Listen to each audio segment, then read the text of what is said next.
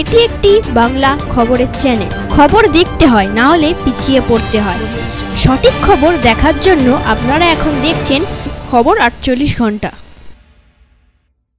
17 নম্বর যাদবপুর লোকসভা কেন্দ্রের তৃণমূল কংগ্রেসের প্রার্থী সায়নী ঘোষ বারুইপুর পশ্চিম বিধানসভা কেন্দ্রের অন্তর্গত কল্যাণপুর গ্রাম পঞ্চায়েতে সোমবার সকালে মলয়চন্দ্রপুর একটি প্রাথমিক বিদ্যালয় থেকে ভোট প্রচার ও জনসংযোগ যাত্রা শুরু করেছিলেন। সেইখানে সাংবাদিকরা প্রশ্ন করে তৃণমূল কংগ্রেসের সর্বভারতীয় সাধারণ সম্পাদক অভিষেক বন্দ্যোপাধ্যায় হেলিকপ্টারে আয়কর দপ্তর হানা দেয়। এই সম্বন্ধে সাংবাদিকদের কি বলেছেন তা শুনুন একমাত্র খবর 48 ঘন্টার পর্দায়।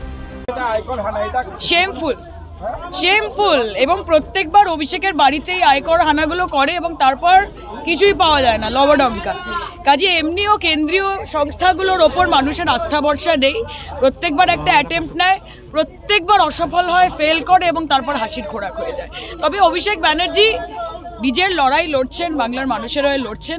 সিবিআই, ইডি, আইটি এসব দিয়ে আমাদেরকে দমিয়ে রাখা যাবে না। মা মাটি মানুষের সমর্থন রয়েছে।